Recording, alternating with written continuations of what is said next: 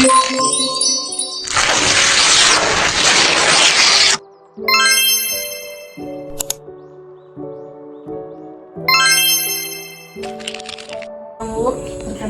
saya Natalia Merentek dan ini teman saya Natali Pengantung.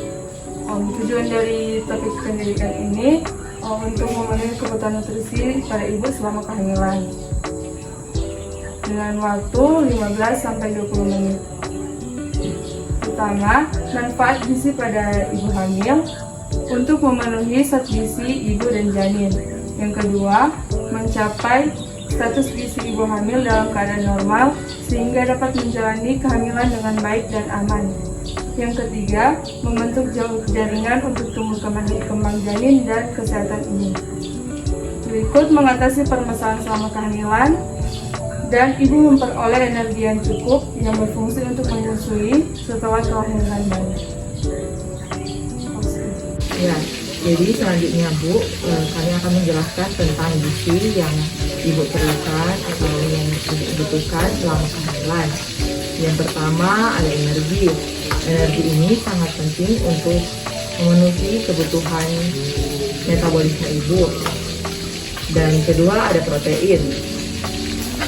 Protein ini Bu ada dua, ada protein hewani dan ada protein nabati.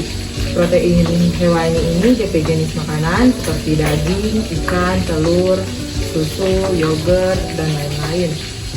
Dan protein nabati ini seperti tahu, tempe, kacang-kacangan, dan lain-lain. Protein ini berfungsi untuk proses perkembangan jaringan. Selanjutnya ada karbohidrat. Karbohidrat merupakan sumber energi utama bagi pertumbuhan. Bahan makanan yang mengandung karbohidrat seperti sayur, buah, nasi, dan lain-lain. Selanjutnya ada lemak.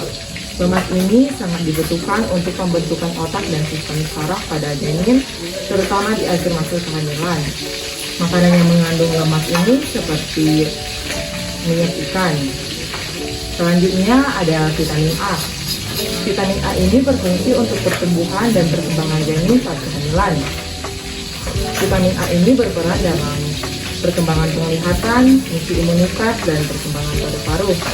Makanan sumber vitamin A seperti susu, sayuran berdaun hijau, buah-buahan, dan buah-buahan. Selanjutnya Bu ada tiamin, riboflavin, dan asam folat. Ini berfungsi dalam metabolisme energi. Dan jenis makanannya seperti susu, sereal, daging, dan sayuran hijau lainnya. Selanjutnya ada vitamin C. Vitamin C ini berfungsi untuk menjaga daya tahan tubuh ibu.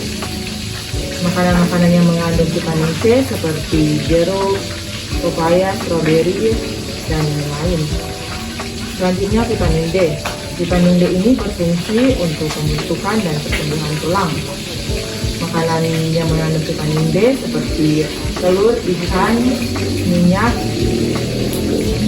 ikan, susu yang difortifikasi, dan juga pajanan sinar matahari ini sangat penting untuk ibu hamil. Selanjutnya ada kalsium. Kalsium ini diperlukan untuk pertumbuhan tulang dan produksi gizi janin. Bahan makanan yang mengandung kalsium seperti produk susu, ikan, bayam, brokoli, sari kedelai, dan kacang-kacangan. Selanjutnya Bu ada zat besi.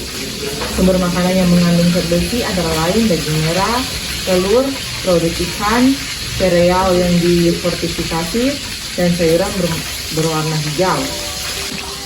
Baik Bu, sekarang bagaimana ibu bisa tahu ibu status gizi? Nah, yang pertama itu ada 3. Yang pertama, pemantauan perkembangan berat badan selama hamil agar tetap berada pada kondisi ideal dan tetap menjaga pola makan dengan gizi yang cukup dan seimbang. Yang kedua, mengukur lingkar lengan atas, yaitu untuk mengetahui keadaan ibu hamil terhadap kurang energi kronis, karena ibu yang kekurangan energi kronis berisiko melahirkan bayi dengan berat badan yang rendah. Jadi saat ibu melakukan pengukuran lingkar lengan atas itu, ibu bisa mengetahui bahwa ibu punya berat badan naik atau enggak, ibu punya status gizi terpenuhi atau enggak. Soalnya kalau kalian tidak akan memeriksa berat badan dengan ukur lingkar lengan, kemungkinan besar kalian akan dapat tahu bahwa ibu bayi itu akan lahir dengan berat badan yang kurang, dan itu berbahaya buat bayi dan ibu itu. Yang ketiga itu mengukur kadar HD, yaitu untuk mengetahui kondisi ibu hamil terhadap anemia.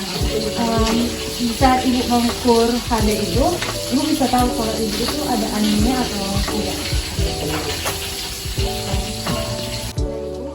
Berikutnya ada dampak gizi selama kehamilan. Yang pertama, gizi kurang pada ibu hamil dapat menimbulkan risiko dan kondisi pada ibu hamil bisa terjadi anemia, pendarahan, berat badan ibu bisa bertambah secara normal, terkena penyakit infeksi, dan yang terakhir kelelahan.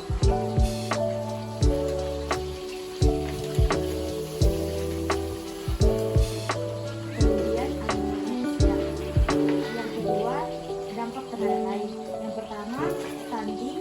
Yang kedua, pertumbuhan lambat.